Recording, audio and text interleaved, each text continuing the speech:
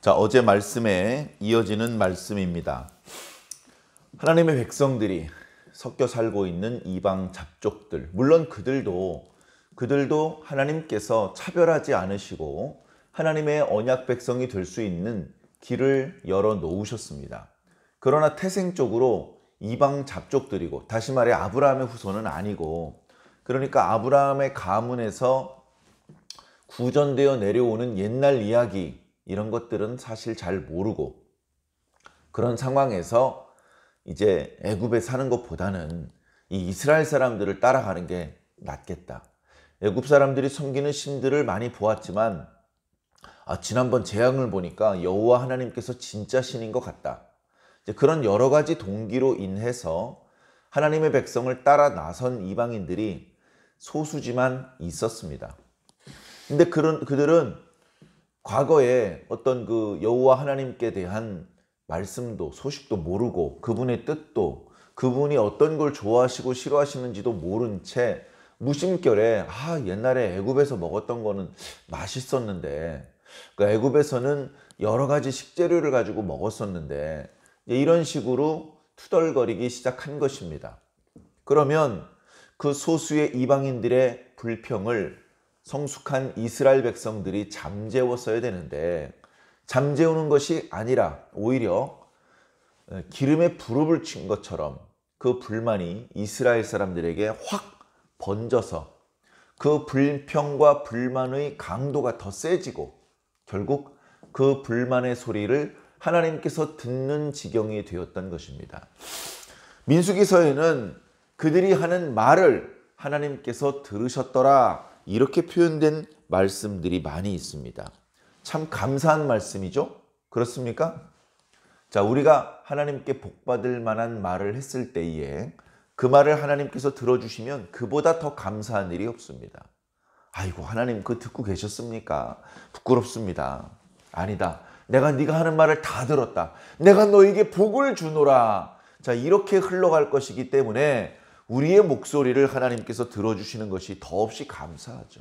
위기에 빠져 있는 약한 약자의 입장에 서 있는 그 사람이 숨을 죽여가며 기도했던 것을 하나님께서 들어주시면 얼마나 감사한 일이 되겠습니까? 그러나 원망하고 불평하고 신성모독하고 이런 말을 하나님께서 다 들으셨다, 그렇게 말씀하시면 두려워해야 됩니다.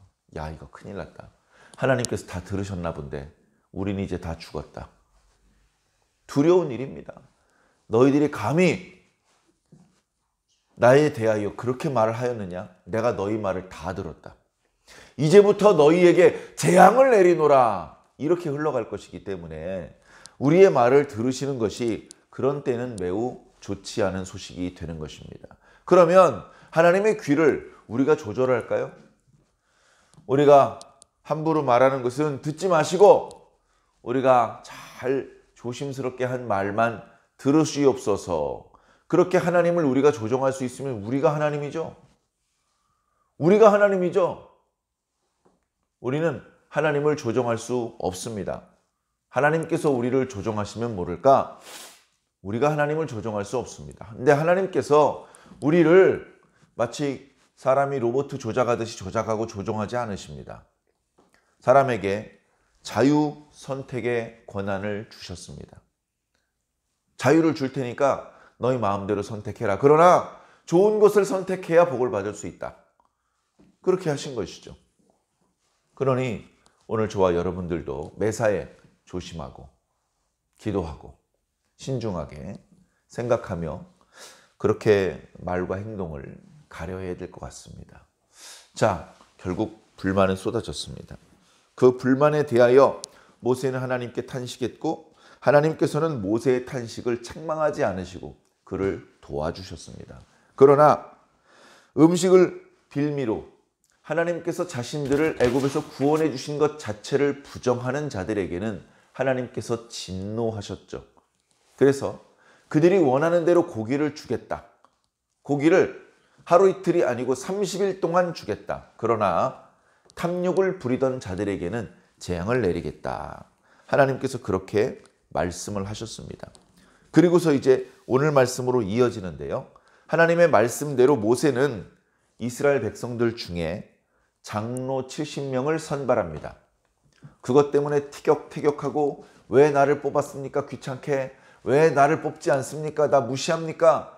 이런 다툼이 있었는지는 알 수 없으나 이미 출애굽기 23장이었나요? 4장이었나요? 그때 이스라엘 백성 중에 70장로가 선발되어서 하나님의 산에 올라가서 하나님과 함께 식사를 했다라는 말씀도 기록되어 있었기 때문에 거의 그때 그 분들이 이번에도 선발되지 않았을까 저는 생각해 봅니다. 그래서 그분들을 성막으로 데리고 왔습니다. 성막으로 데리고 왔다는 것은 크게 두 가지입니다. 진영에서부터 나와서 성막에 이렇게 바깥에 울타리가 있는데 그 울타리 입구 쪽 앞에 70명이 도열에 서 있는 것이죠. 그것도 다른 사람들의 장막이 있지 않고 공터였기 때문에 조금 공터가 있고 조금 떨어진 곳에 모세와 아론과 아론의 아들들의 장막이 있었기 때문에 그 공터에 70여 명이 서 있었다.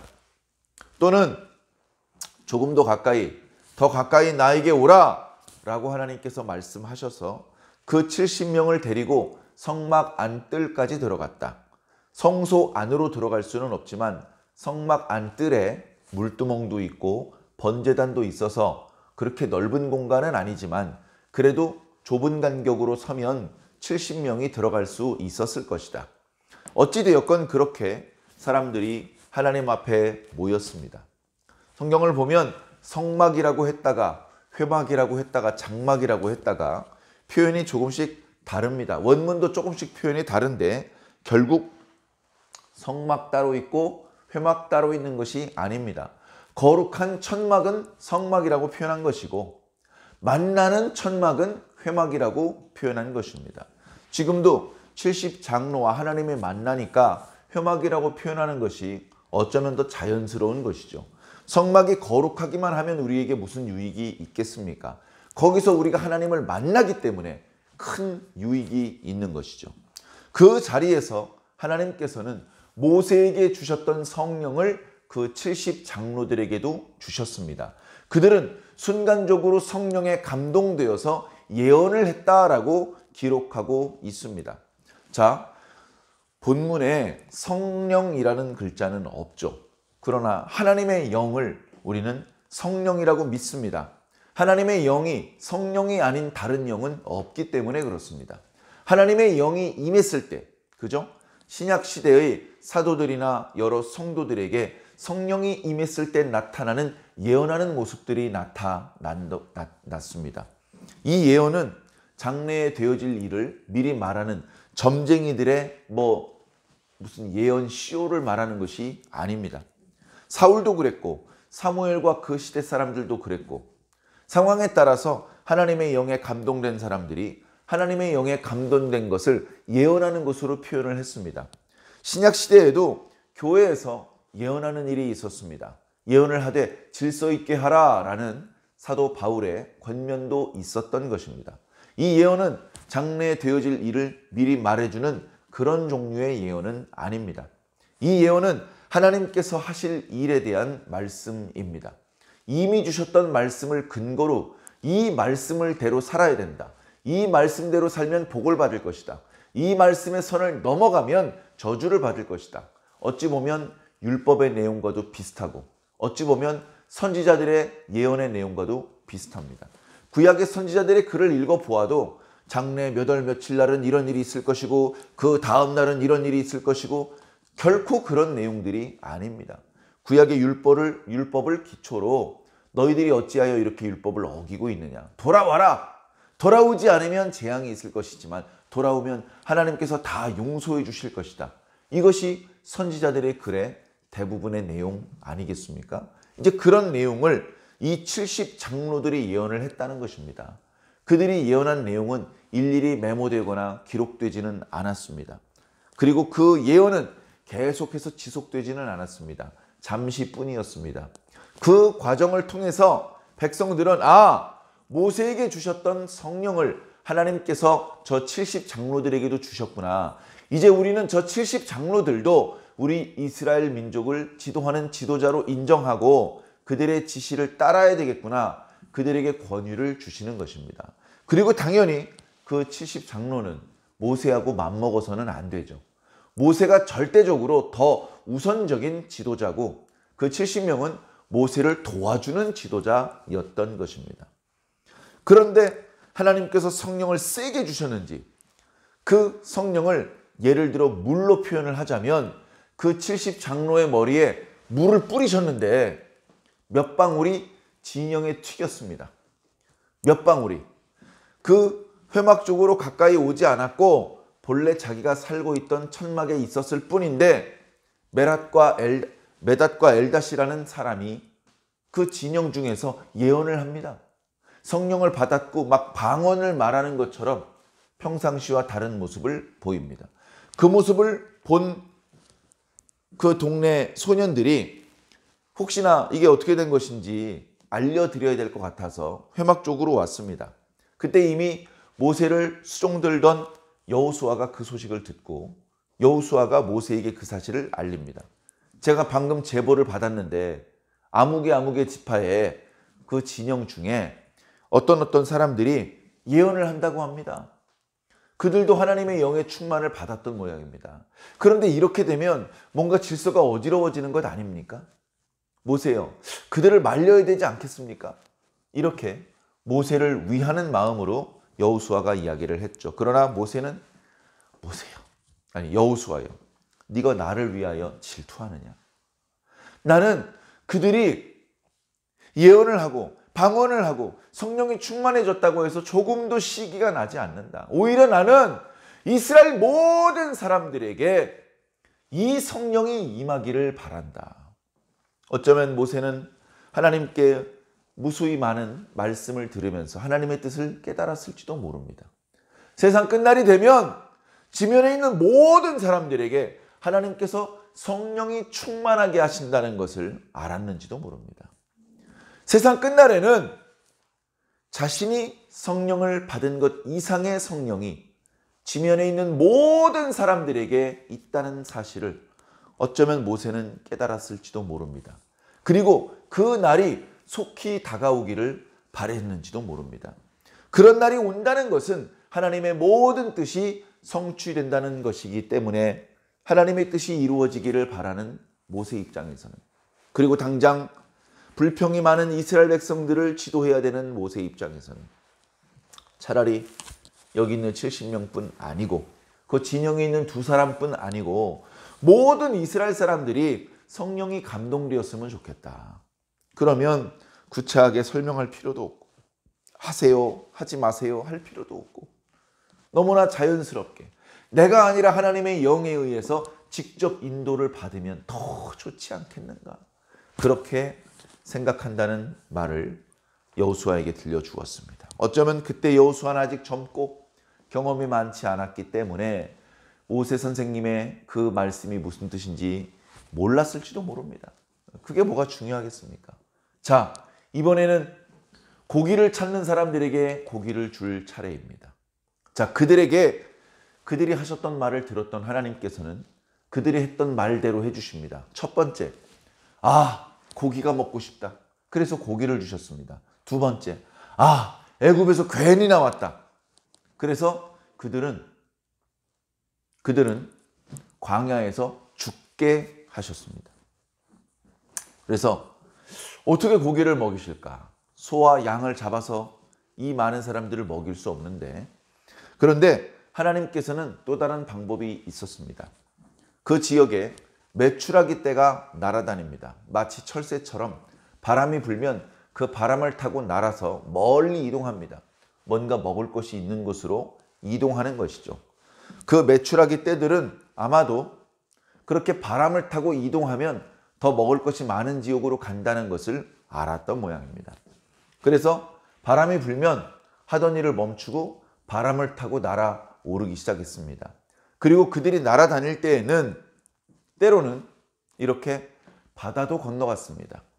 큰 바다, 태평양을 건너가지는 못했겠지만 홍해를 이루고 있는 스위즈만과 아카바만 정도는 충분히 넘어갈 수 있었습니다. 그 폭이 불과 몇 킬로밖에 되지 않았기 때문에 그렇습니다. 그래, 그들이 아마 수에즈만 쪽이 아니고 아카바만 쪽을 날아가고 있을 때, 바다 위에 떠 있을 때 갑자기 불던 바람의 방향이 달라졌습니다. 그리고 매우 강한 바람이었습니다. 꽤 많은 메추라기 떼들이 날아가다가 그 바람에 얻어맞아서 휘리릭 휘리릭 이스라엘 진영으로 날아와 떨어졌습니다. 참 신기한 일이죠.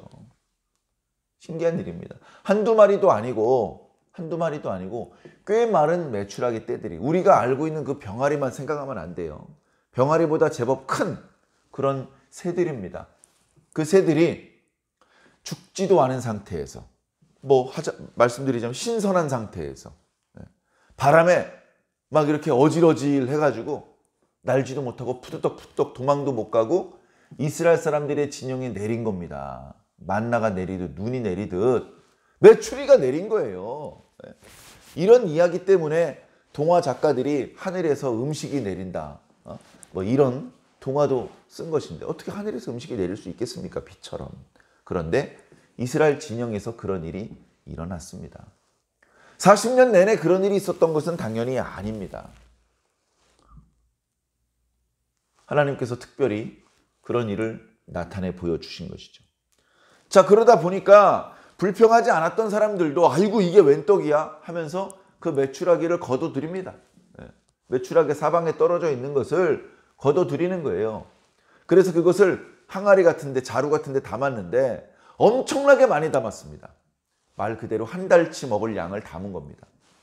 그리고 그놈들은 당장 죽지 않았기 때문에 금방 썩어 부패하지 않습니다. 그러니까 한 달 내내 진짜 먹을 수 있는 것이죠. 털을 뽑고 씻고 뭔가 이렇게 좀 다듬고 그 불에 굽기도 하고 삶기도 하고 여러 가지 방법으로 먹을 수 있었겠죠. 참 그것도 놀라운 것입니다. 그런데 그 탐욕의 말을 했던 사람들, 하나님께서 누가 그런 말을 했는지 모르실 리가 없잖아요.